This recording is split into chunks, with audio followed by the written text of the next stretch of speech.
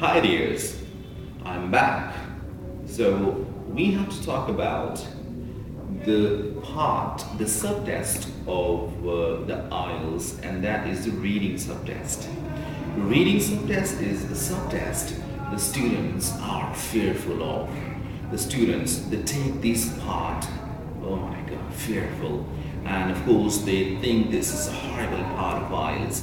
The reason is that they have to read and they have to go through the maximum number of words, around about 2,800 words they have to go through. And after reading 2,800 words, they have to answer 40 questions. So this is some challenging task. But in this video, we will talk about some things and some aspects that make this task easier. So first, let's take a look, or first, let's talk about the reading pattern, the subtask reading pattern.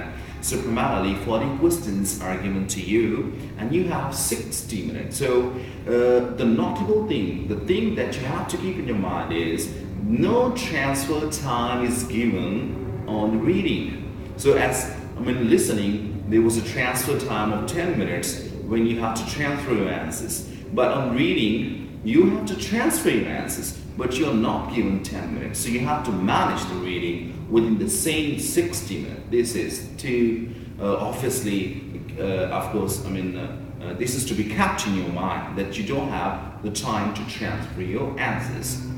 So let's talk about the 40 questions. These 40 questions of the reading, they are divided into 3 sections for general reading and 3 passages for academic reading. So what is the main difference?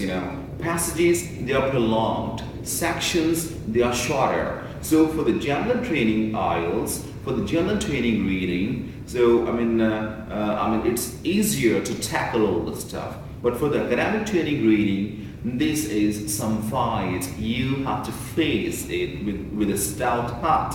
So of course, when you talk about the division of the 40 questions, after section number 1, we have question number 1 to 14. After passage number 1, we have question number 1 to 14. After section number 2, we have question number 15 to 27. After passage number 2, we have question number 1 to 15 to 27. So after section number 3, we have question number 28 to 40. After passage number 3, we have question number 28 to 40. So this is how 40 questions are divided.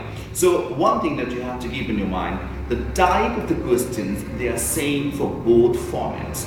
So as far as your general reading is concerned, it's a bit juvenile sort of reading. It's a simple reading. So when you talk about academic, here you have to take it very seriously. You can't ignore it. You can't be lethargic while you're attempting it. So otherwise, it's going to create a huge problem for you. But reading is really, for me, I would say, when I teach my students, I just always give a statement that the reading is the easiest part if you study this part in a sequential way, if you have a sequence. For example, so 8 to 9 types, they are common on the reading. MCQs, short answer questions, labeling diagram, list of heading, list of word, and yes or not given, classification, matching. These are 8 to 9 type of the questions which are common on the test. So if we specialize on these 8 to 9 questions, 8 to 9 type of questions, so actually when you talk about the medium, when you talk about the material, nobody knows where from they're going to get the material, or where from they're going to have the medium of the test. But one thing is sure, from wherever they have the material, the type of questions, they are same. So you have to specialize part by part.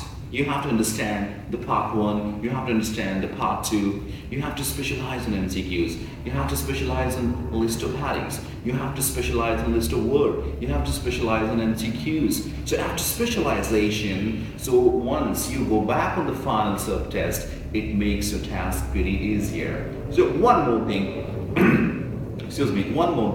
the students, they talk about, they don't have the great vocabulary, so they can't be a very good IELTS maker. So this is completely a wrong statement.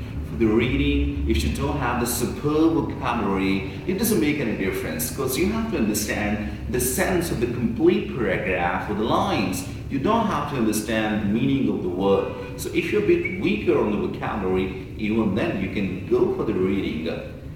That's for sure. Thank you.